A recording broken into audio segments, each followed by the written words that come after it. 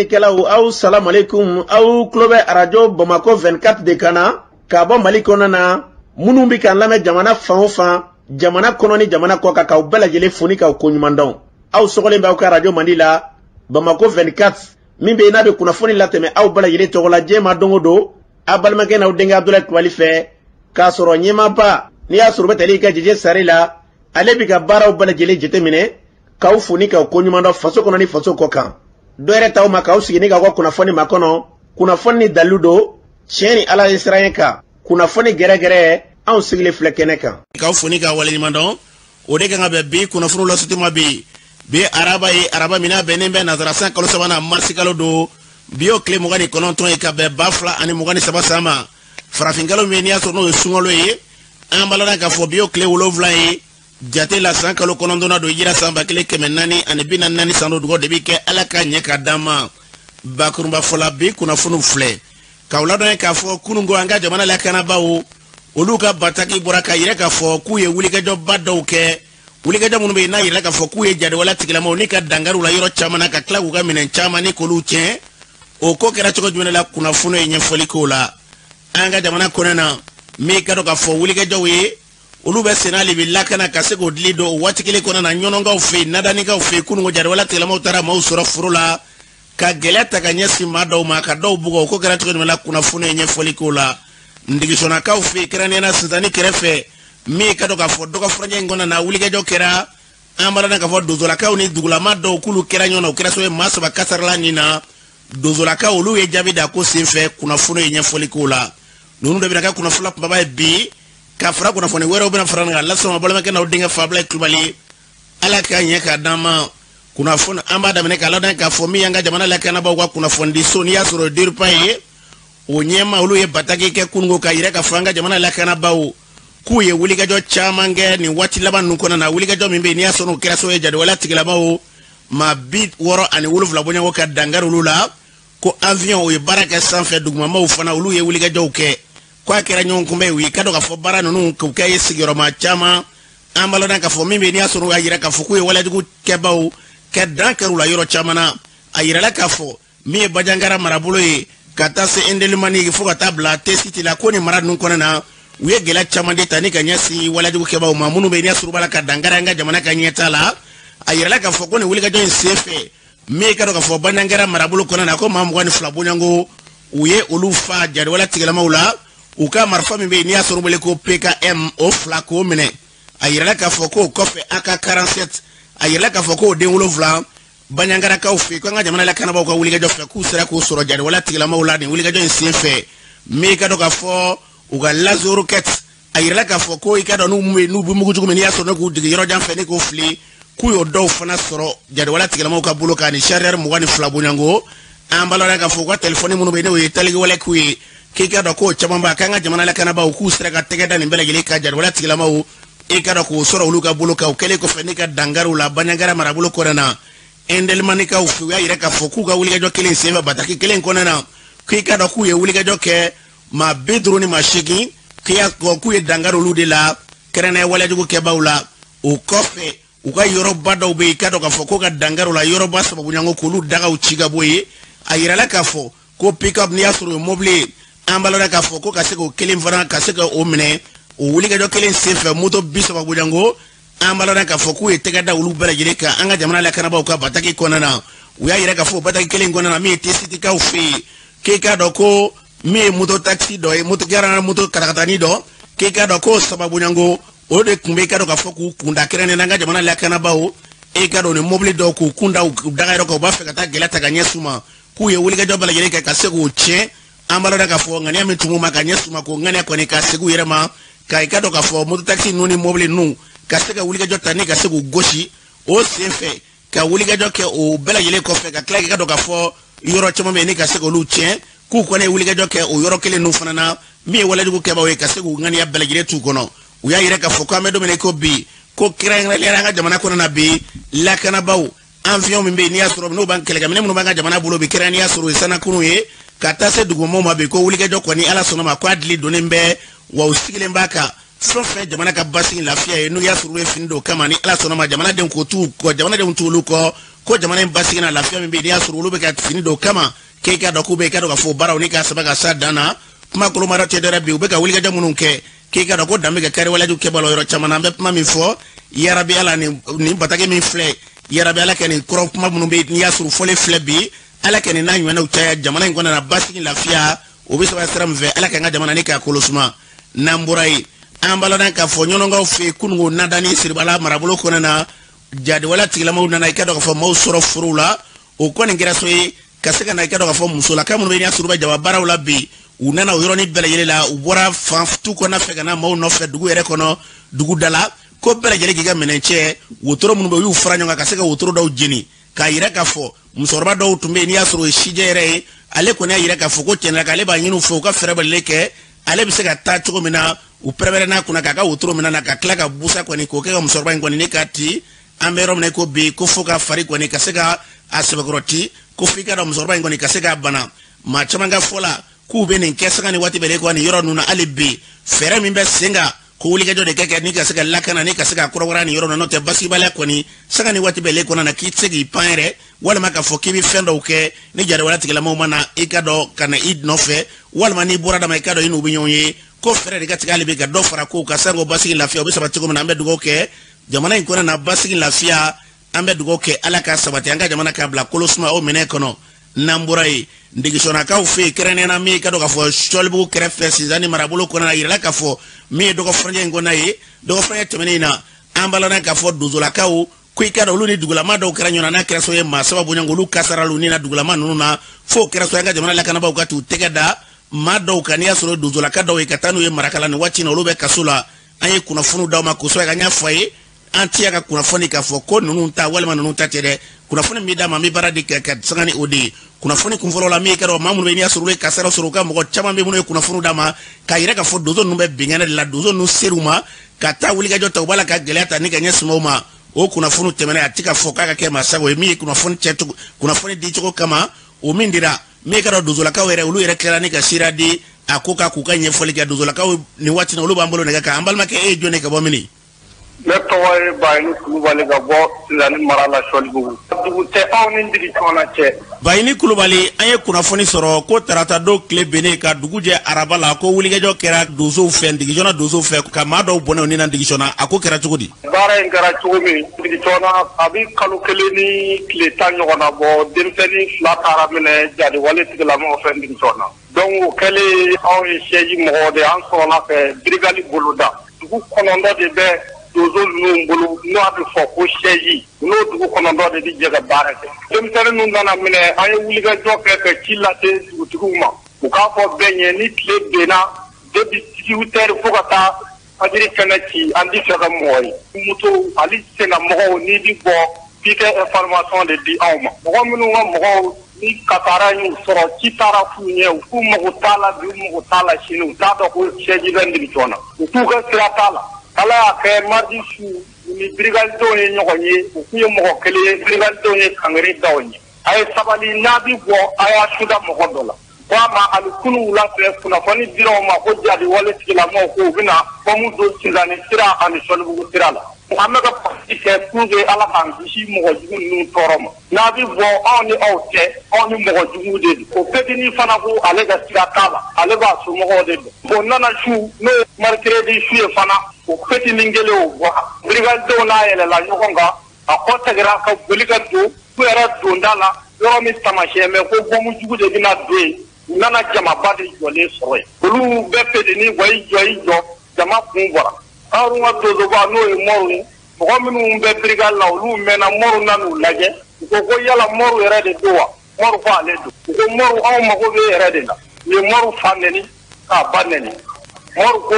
mɔgɔ tɔ 2 ma a ye sabali an ka taa an ka ninnu to yen ninnu ko laɲininama don mɔriw taamaɲɔgɔn dɔ bɛ yen ko a tɛ se ka kɛ ten an yɛrɛ dama de don ne bɛ gɛrɛ u la ne b'u sabali o min kɛra la dɔrɔn u ye bere dɔw kun mɔgɔ 4 nana mɔriw yɛrɛ foro ka sɔrɔ kɛ a ka marifa k'u b'an daraki a la wajibi cɛ 4 mɔriw ye kelen bugɔ a nɔngɔn na o bida o bɛɛ la cɛ 3 turoma kan u bɛna marifa kun daraki mɔriw la mɔriw ye marifa ci mais o y'a sɔrɔ u ye mɔriw bugɔ a kunkolo la k'o jɔnge Mamutu fana bala le Mamutu fana bugonye Congo la ni bere ko jongi so lu ko ni be nyami ma numbi se ko nga marfa de mine ko soma be muguti jama grina able ni be ko na ni be pamanju de be krete bo min fana damu no ka ku teme lu te di so la cheji fedi uta fashini tadi wala tila mo ko mo na du ko no olu de be dozo ka kuna fanu ni dozo sengorama che kangalo njugu takata dozo la sedi zigini biche able ongo mo min tura in kwena mo muga anisla ongo moto min tara ni kwena moto ta anisla ongo mo min minana demiseni la minana kalo tale ndi kono o tekara ni ngalo ngono ame mo kuma kame ame mo yi o mi wa nga ko shili ke ka anyere kishi ne ko ki toke eske mo sugu jumei uni brigade min kera nyona no de kera so ni ka se ka marfa chula dugu bya kunti brigade kalama wa ko olu te brigade la ti utala shinu mo ta dugu tige ajira don ni olu tala olu ti ga dugu fa do gardi ga fa do to ale ga mo ko ni gardi ni ka ko te bela famo nana uyawa mo saba mine margala famo de nanu mine ka tu datugu famo fana ka laje dozo bi minge ka jate mine ka fo dozo ta de ngari ni na nyona chama de don mo min de dozo so wuli kalunjugu tagada dozo benige yoru bi minge o tifo ambalo dan ka foni tie bayni kulibali kanye ambe dugo ke jamana kona na basigi lafiya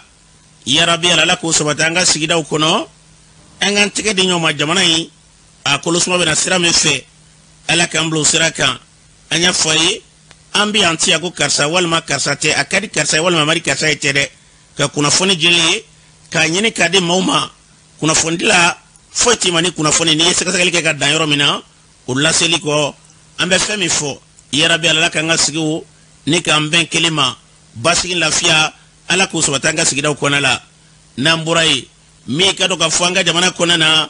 ka don ka fo je kulumunu be ni asuru ka baranya sigili bara sigili me tungarange u kaseka wuliga jota ni ka nyesi malle munu be ko kan uluga ko nyena bole malu ye franyo nga badoke kunungu ni kaseka la teri doke o kenega siri kulwali tumbe mi ya ko nyema ay kuma do ma kuma mi fo ufle Neto Ousmane Diarra ne association malienne des esprits nyama bi anye awule kuna fondilaw ani ka gouvernement nyama do wule no ministère do yi monu barake tungarango ka hukum konnana ina fo délégation générale de Mali à l'extérieur ani 10e centre de gestion de la migration ani protection civile ani société civile mo ani tungaranke wire wala sa anga siga kumake tungaranko anya ni santal na banko na obina na chugo bela jelena obe gele akono dom gele in tera fenye fa dama temena anga siga anga akili jaga boke tungaranke no obseka doka ake kona na chugo muna chugo di no na obseka kumel ko nyuma soro anu obseka tabulu nyuma soro donc ode hukumi anga to no association malienne des esprits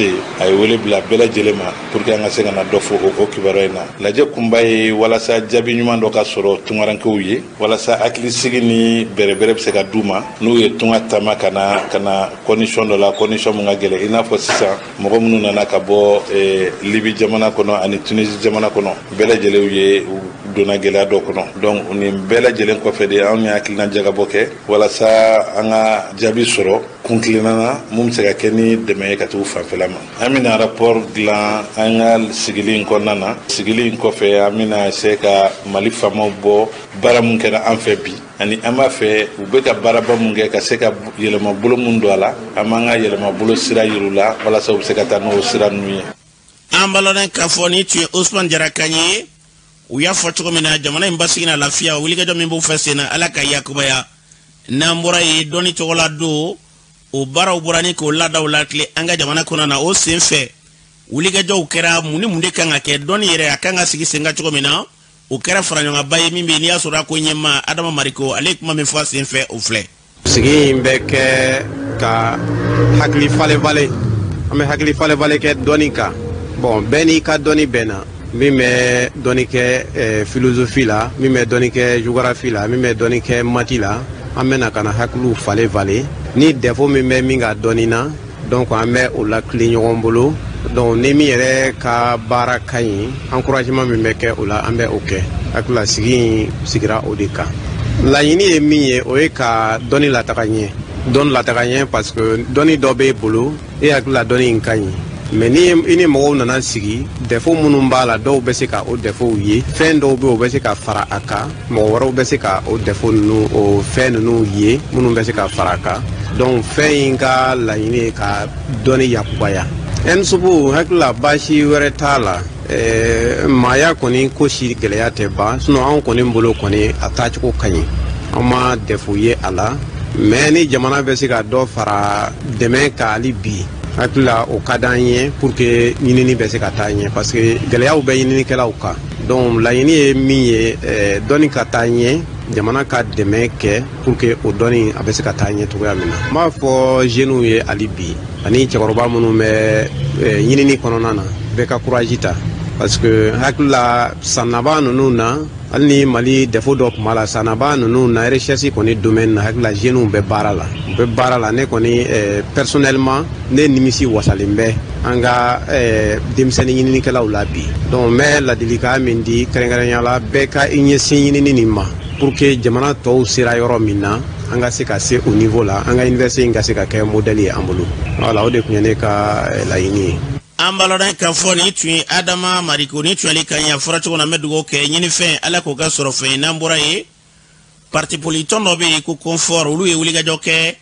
ne y'a sɔrɔ ne ka se ka sɛgɛsɛgɛli dɔw sigi sen kan an ka jamana kɔnɔ na fanga yɛrɛ taabolo bɛ cogo da ni fasodenw ni ɲɔgɔn cɛ ani baaraw bɛ bolo jumɛn de kan o kɛra u ka sɛgɛsɛgɛli kun ye min y'a ko ɲɛmaa ye Cheikh Umar Diallo do baara in kuncɛlen a ye ɲɛfɔli kɛ kunnafonilaw ye ko in kɛra cogo jumɛn de la an ka lamɛn an ye mɔgɔ 210 la taga Bamako kɔnɔ ani Kati kɔnɔna la pour que u ka se ka malidenw ɲininka an ye objectif mun fixé an yɛrɛ na o ye mɔgɔ 3000 par commune ani mɔgɔ 3000 Kati duguba kɔnɔna la an sera ka objectif atteint ka da kan an ye mɔgɔ hakɛ mun interviewé a bɛ mɔgɔ 201 ani dɔɔni de bɔ 21 183 personnes an y'u ɲininka question damadɔ la den tan de don nka a question yɛrɛ bakurubaw yɛrɛ tun ye min ye o ye jamana yɛrɛ tagabolo furancɛ fanga ɲɛmɔgɔw u ka tagabolo bɛ cogo di malidenw bolo a ka ɲi a man ɲi a bɛ cogo dɔ la ou bien hakilina t'u la a ko kan politique mɔgɔw ka baara kɛcogo société civile mɔgɔw ka baara kɛcogo o bɛɛ lajɛlen bɛ cogo di malidenw bolo o tɛmɛnen kɔ ka bɔ yen bɛɛ b'a dɔn k'a fɔ ɲina élection caman bɛna kɛ a dɔ la kelen kɔnɔna la o ye constitution falen ko kuma ye malidenw hakilina ye jumɛn ye o ko la est-ce que u bolo constitution kan ka falen est-ce que u bolo a bɛ se ka falen nin wagati kɔnɔna la est-ce que u bolo nin ko in a bɛ se ka kɛ nin délai kɔnɔna la an y'u ɲininka o bɛɛ la ka tila ka laban ni min ye o ye de Mali bɛ yɛlɛmaba mun na ani diɲɛ jamanabaw tɔw ni ɲɔgɔn cɛ n'o ye an ka relation internationale falenniba mun bɛ sen na ka partenariat daminɛ Russie fɛ Faransi sɔrɔdasiw ka bɔ an ka Mali jamana kɔnɔna la malidenw fana hakilina ye jumɛn ye o bɛɛ la donc an ye o question bakurubaw de poser an y'a ye k'a fɔ en réalité min ye furancɛ fɔngɔlamɔgɔw ka baarakɛcogo ye malidenw sara 100 o 100 i b'a ye ko 55 o ko a ko ka ɲi a tɔ fanba mun bɛ yen nɔ 30 olu ko soit a bɛ cogo dɔ la a hakilina kɔni tɛ anw bolo a ko kan n'i ye o ta k'o la i b'a ye k'a fɔ o ye 85% de ye sondew cɛ la minnu b'a la soit a ka ɲi soit a bɛ cogo dɔ la soit an kɔni an ka foyi t'a la bon mɔgɔ minnu ko a man ɲi o bɛ tali kɛ mɔgɔ sara 100 o 114 donc o b'a jira k'a fɔ fanba kɔni u bɛ autoritéw ka baara yela sira ɲuman kan politique mɔgɔw olu ta de gɛlɛyalen ninnu dɔɔni bolo ka d'a kan a bɛ ɲini ka na se sara 100 o 150 ma minnu b'a fɔ ko politique mɔgɔw ka baara kɛcogo man ɲi an balɔden k'a fɔ ni tun ye kɛrɛnkɛrɛnnenya min ye ka dɔn k'a fɔ parti politique min n'o ye kofɔn ye an balɔden k'a fɔ confort olu y'a yira k'a fɔ ko wulikajɔ kun tɛ dɔwɛrɛ ye dɛ u ye nin baara min sigi sen kan n'i y'a sɔrɔ a ko ɲɛmaa Cheikh Umar Diallo fɛn kuma kɔlɔmɔrɔ tɛ dɔwɛrɛ u ye wulikajɔ min kɛ n'i y'a bɛɛ lajɛlen fara ɲɔgɔn kan jamana in kɔnɔ na ko ka se ka da sumusumuni kɛ a fɔra cogo na min da ka di jamana na yarabi Ala ka Mali bila o sira kan n'an bɔra yen an b'a lɔn k'a fɔ Mali sanu o yɛrɛ a kan ka nafa sɔrɔ cogo di ka ɲɛsin an ka jamana ma o baaraw jateminɛlikɛla ma bisa bɔɲɔgɔnko ka bɔ fan caman fɛ sanu yɛrɛ ɲɛdɔnko kama o kɛra lajɛrɛba dɔ y'an ka jamana kɔnɔ na o baaraw bɛɛ lajɛlen sen fɛ min ka dɔn k'a fɔ Jibril Diallo ale sanugo yɛrɛ ɲɛdɔnba dɔ ye o baara min kɛra ale hakilɛ min y'a kan a bɛ kuma min fɔ o filɛ. Ni y'a siɲɛ fɔlɔ ye Mali la audit ka kɛ minnu kan vraiment diyara anw ye kosɛbɛ. Audit dabɔkun ye jumɛn ye k'a lajɛ fɛn minnu man ɲi minnu bɛ se ka labɛn ka ɲɛ jamana bɛ se ka a ka hakɛ sɔrɔ cogo min na sanubɔ hukumu walima min ye dugu jukɔrɔ nafolomafɛn wɛrɛw bɔli ye jamana bɛ se k'a ta sɔrɔ cogo min na anw bolo audit dabɔkun y'o de minnu man ɲi k'olu changer minnu fana ka ɲi k'a lajɛ olu bɛ se ka don ba la cogo di maintenant an y'a ye k'a fɔ audit in kɛlen u y'a kɛ min 15 de kan maintenant min dɔrɔn tɛ hali an ka damana baara ninnu audit tun kan ka nin bɛɛ concerner k'a lajɛ damana baara ninnu a bɛ kɛ cogo di a nafa jumɛn bɛ se ka se jamana ma nin bɛɛ tun kan ka auditer anw ye fɛn fɔlɔ min remarqué an ko depuis ko code minier min bɛ Mali la n'a sigira Mali la 2019 code in man ɲi i tɛ mɔgɔ ɲininka secteur minier in kɔnɔ n'a b'a f'i ɲɛna ko code in ka ɲi parce que en réalité code in ma dilan Mali kɔnɔ yan anw y'o mankan an ye réclamation k'o la k'a fɔ k'o man ɲi an ye réclamation filanan minnu fana kɛ k'a fɔ Mali contrat bɛ cogo min na contrat ninnu dilan cogo man ɲi a kɛcogo man ɲi hali dɔɔni. An balɔn k'a fɔ ni tun ye Jibril Jalo kan ye a fɔra cogo min na an bɛ dugawu kɛ min da ka d'an ka jamana na kɛrɛnkɛrɛnnen an ka sanu yɛrɛ a yakubali ala k'o hakililaw ni k'olu sabati n'an bɔra ye min ka dɔn k'a fɔ ɲɛ bana i ka dɔn ɲɛ kɔni o ye fɛn ye adamadenya kɔnɔna la min jɔyɔrɔ ka bon kosɛbɛ kosɛbɛ maa caman bɛ yen i ka dɔn i bɛ ɲɛ kɔni ka se k'a dɔn bana bɛ ɲɛ yɛrɛ sɔrɔ i t'a faamuya wulikajɔ kan ka kɛ ka se ka fɛɛrɛ balalen tigɛ ɲɛ sango i ka dɔn ni sɔmina na ka wulikajɔ ka joona ni ka se ka taa ko ɲɛ ɲini o kɛra sigiba dɔ sababu ye min bɛ yen n'i y'a sɔrɔ o ɲɛ baarakɛlaw olu k'i ka dɔn k'a fɔ sigi kɛrɛnkɛrɛnlen ni ka se k'o kɛ lajɛrɛ i ye baroda kun ni maaw ni ɲɔgɔn cɛ o ko ɲɛmaa tun bɛ maa min bolo Fatumata Tata Sidibe don baara in kun ye fɛn jumɛn de ale b'a ɲɛfɔ an ye an ka lamɛn. Furakɛli cogo camanba de bɛ bana in na ni bana y'i sɔrɔ n'a sera ka dɔn ko bana in b'i la furaw bɛ furaji minnu n'a bɛ kɛ ɲɛ la diɲɛ don o don hali tile kelen t'i bila o taabolo bɛ yen fɔlɔ taabolo filanan dɔw ta bɛ yen an bɛ se ka laser k'olu la donc ni laser kɛra olu la a bɛ se ka kɛ u bɛ fura kɛ ou a bɛ se ka kɛ laser dɔrɔn b'a bɔ dɔw fana bɛ yen i b'a sɔrɔ an bɛ opération de k'u la n'o kɛra soit fura bɛ kɛ fana ou a tɔ chirurgie dɔrɔn bɛ kɛ o saba de bɛ yen ni glaucome kɔni ye ɲɛ tiɲɛ ka ban ka fiɲɛ s'i ma o tɛ se ka segin bilen fiɲɛ fura foyi tɛ yen bilen ko o fiɲɛ bɛ se ka wuli bilen donc o de kama i k'a dɔn joona n'i y'a dɔn joona furakɛliw bɛ kɛ walasa fiɲɛ in o kana s'i ma fiyewu bana in bɛ sɔrɔ tiɲɛ fɛ ni bana in bɛ i fa la n'a b'i ba la walima n'a bɛ i mɔkɛ i mamuso chance b'i bolo kosɛbɛ fo ka se sigiyɔrɔma 50 ɲɔgɔn ma ka se ka bana in kɛ donc ni bana in tiɲɛ b'a kɔsɔ dɔrɔn i kan ka boli ka na an bɛ moyen wele dépistage ka na ɲɛɲini n'a sɔrɔ a t'i la n'a b'i la furakɛli ka daminɛ a temps ni furakɛli daminɛna a tɛ se ka se fiɲɛ ma bilen nin dɔgɔkun in kɔnɔna la an ye baara min daminɛ o baara min yɛrɛ bolodalen don o ye ka dépistage de kɛ ka bana in kunbɛn parce que n'i ye bana in kunbɛn a ka ca ala fɛ bana in tɛ se fiɲɛ yɔrɔ ma. An balɔn k'a fɔ ni tun ye Fatumata kan ye u y'a fɔ cogo min na ko bana bɛɛ ka fisa ni bana furakɛ an bɛ dugawu kɛ bana in yarabi ala k'an kisi a kɔlɔlɔ ma n'an bɔra ye min ka dɔn k'a fɔ minisiri b'an ka jamana kɔnɔ ka baara ɲɛsinnen bɛ diinɛ ko ni bɔtɔkow la sabatili ma n'i y'a sɔrɔ ye Mamadu Kone ye n'a ma ɲɛ k'a fɔ an ka jamana kɔnɔna na kalo min n'i y'a sɔrɔ n'an b'o kɔnɔna na n'o ye sunkalo ye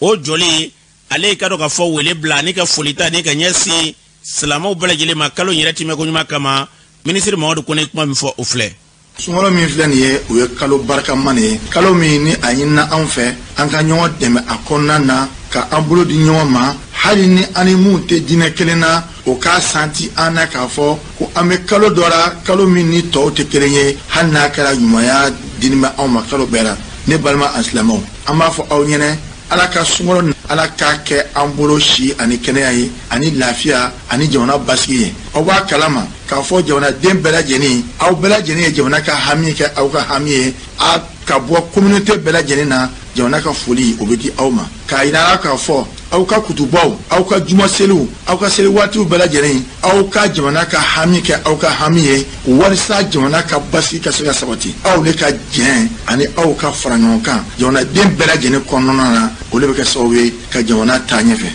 an balɔden k'a fɔ ni tun ye minisiri Mamadu Kone kan ye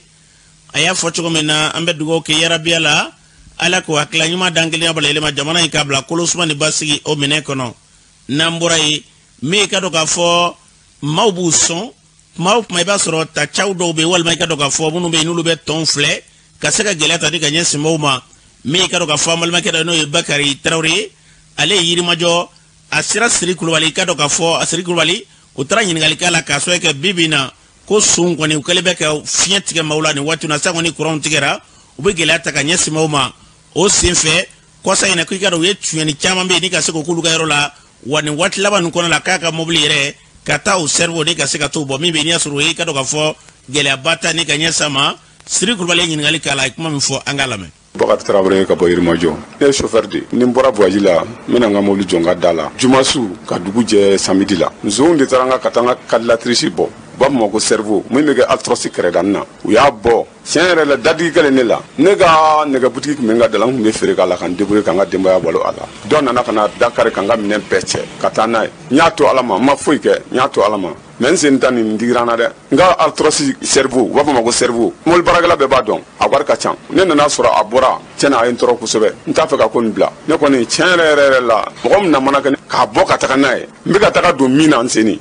N tɔɔrɔ la parce que n tɔɔrɔ la quoi. Diɲɛ fɛn fɛn i b'a to Ala ma i b'a to Ala ma. Ni nson tɛ k'i to yen i yɛrɛ fana seko ye min ye i b'o kɛ. Ne yɛrɛ diinɛ mɔgɔ de n ye silamɛ de. Mais n tɔɔrɔ la quoi parce que ne ka denbaya dahirimɛ de bɛ mobili nin na. A minɛn tɛ jɔ fɔ 5000. Mobili ko bɛɛ de y'ale Altrosi ko bɛɛ de y'ale. N'a bɔra Altrosi la a tɛ se ka wuli. A tɛ se ka foyi kɛ bilen. Ne yɛrɛ ba san n ye ba san bi sɔgɔmada in bɛɛ la n bɛna taga an ka dugu la. N tɛ nin to ten dɛ parce que digikɛlen na quoi. E y'o ba mun san o de bɛna kɛ sababu ye n'a bɛ yan. N bɛ taa don fɛn min na a bɛ kɛ saya de ye. Est ce que o ka ɲi. Siriki n b'a kɛ cogo di n degunna o. An ye chauffeur de ye e yɛrɛ bɛ chauffeur ya cogoya dɔn. Tɔnɔ bɛ baara la tɔnɔ tɛ baara la. E bɛ baara la waati min na e b'i ka denbaya dahirimɛ ɲini ka siɲɛna kɛ k'i ka denbaya dahirimɛ ɲini ne kɔni tɛ se mɔgɔ ta ma mais nin kelen Siriki ne bɛ taa nin kelen kɛ hali n'a t'i ka du bɛ to a la de a bɛ to a la n t'a dabila parce que ko ɲɛdɔnna de don.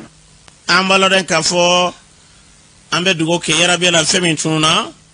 maa min kɛra a ko kɔni ta fɛn Ala ka fura bɔ a ka woro ɲɛma yarabi basigi min ka dɔn hakili segi